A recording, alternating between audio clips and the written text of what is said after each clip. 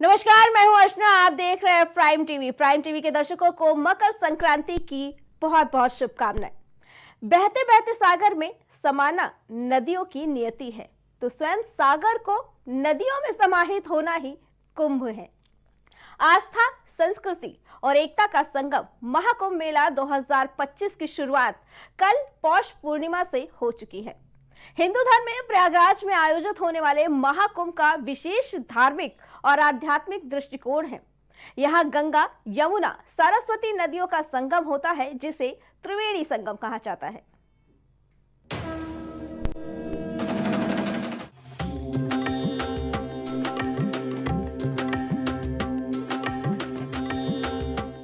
कुंभ मेले की पौराणिक कथा समुद्र मंथन से जुड़ी है। कुंभ 4 प्रकार के होते हैं: कुंभ मेला, अर्ध कुंभ, पूर्ण कुंभ और महाकुंभ। कहा जाता है कि समुद्र मंथन से निकले अमृत की बूंदें जिन 4 जगहों पर पड़ी थी, वो प्रयागराज, नासिक, उज्जैन और हरिद्वार थे। वहां कुंभ मेले का आयोजन किया जाता है। इन पवित्र स्थलों पर होने वाले महापर्व का साधु संतों और श्रद्धालुओं को बेसब्री से इंतजार होता है। कहते हैं महाकुंभ में त्रिवेणी घाट पर स्नान करने से व्यक्ति को जीवन के समस्त पापों से मुक्ति मिल जाती है, जिससे आत्मा और शरीर दोनों ही शुद्ध हो जाते हैं। इसके साथ ही बता दें कि हाल ही में उत्तर प्रदेश के मुख्यमंत्री योगी आदित्यनाथ ने शाही स्नान का नाम बदलकर अमृत स्नान और नगर प्रवेश कर दिया है। बता दें, महाकुंभ मेला 26 फरवरी तक लगा रहेगा। 12 साल में प्रयागराज में पूर्ण कुंभ का आयोजन होता है। यहाँ आखिरी पूर्ण कुंभ 2013 में लगा था और अब 2025 में महाकुंभ का आयोजन होने जा रहा है। दरअसल 12 पूर्ण कुंभ के बाद लगता है महाकुंभ। हर 12 साल में लगता है पूर्ण कुंभ। 144 वर्ष बाद लगने जा रहा है महाकुंभ। 2025 में बना ये महासंयोग। इस तरह से 144 वर्ष में एक बार महाकुंभ होता है। अब प्रश्न उठता है कि क्या प्रयागराज में 2025 में लगने जा रहा कुंभ पूर्ण कुंभ है या फिर महाकुंभ? तो आपको बता दें कि ये 144 वर्ष बाद लग रहा है, ऐसे में ये महाकुंभ है। कुंभ का पहला अमृत स्नान 14 जनवरी को मकर संक्रांति के दिन है। इसके साथ ही 2 अन्य दिन भी स्नान है, यानी कि 14 जनवरी 2025 मकर संक्रांति में, 29 जनवरी 2025 मौनी अमावस्या के दिन, 3 फरवरी 2025 बसंत पंचमी के दिन।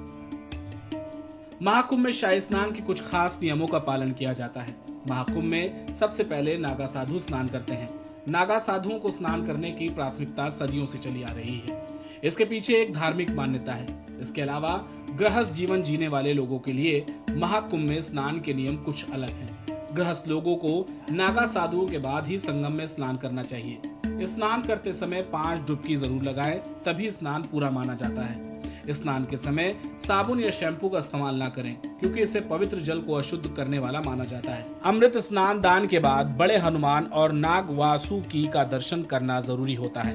मान्यता है कि शाही स्नान के बाद इन दोनों में से किसी एक मंदिर के दर्शन करने से महाकुंभ की धार्मिक यात्रा अधूरी मानी जाती है। मकर संक्रांति पर स्नान और दान करने का विशेष महत्व होता है। इस दिन बिना गंगा स्नान और दान के मकर संक्रांति का पूरा लाभ नहीं मिल पाता। मकर संक्रांति पर सुबह सुबह स्नान करने के विशेष महत्व होते हैं। इस वर्ष मकर संक्रांति का पर्व मंगलवार यानी 14 जनवरी को मनाया जा रहा है। सूर्यदेव इस दिन धनु से मकर राशि में सुबह 9:03 पर प्रवेश करेंगे। पुण्य काल मुहूर्त सुबह 8:40 से लेकर दोपहर 12:30 तक रहेगा। पुण्य काल के मुहूर्त में गंगा स्नान और दान करने का विशेष महत्व होता है। महापुण्य काल का मुहूर्त सुबह 8:40 से 9:04 तक रहेगा। सूर्य के मकर राशि में प्रवेश काल के समय जब सभी देवों के दिन का शुभारंभ होता है, तो तीनों लोकों में प्रतिष्ठित गंगा, यमुना और सरस्वती के पावन संगम तट त्रिवेणी पर 60,000 तीर्थ और 60 करोड़ नदियां, सभी देवी देवता, यक्ष, गंधर्व, नाग, किन्नर आदि तीर्थराज प्रयाग में एकत्रित होकर गंगा, यमुना, सरस्वती के पावन संगम तट पर स्नान, जप, तप और दान पुण्य कर अपना जीवन धन्य करते हैं। तभी इसे तीर्थों का कुंभ भी कहा जाता है। Output desk, prime TV. आज प्रयागराज में मकर संक्रांति के दिन करोड़ों श्रद्धालु गंगा में डुबकी लगाने के लिए पहुंचे हैं। सूर्य में मकर राशि में प्रवेश काल के समय जब सभी देवों के दिन का शुभारंभ होता है, तो तीनों लोकों में प्रतिष्ठित गंगा, यमुना और सरस्वती के पावन संगम तट त्रिवेणी पर 60,000 तीर्थ और 60 करोड़ नदियां, सभी देवी देवता, यक्ष, गंधर्व, नाग, किन्नर, ये सभी तीर्थराज प्रयागराज में एकत्रित होकर गंगा, जमुना, सरस्वती के पावन संगम तट पर स्नान, जप, तप और दान पुण्य कर अपना जीवन धन्य करते हैं।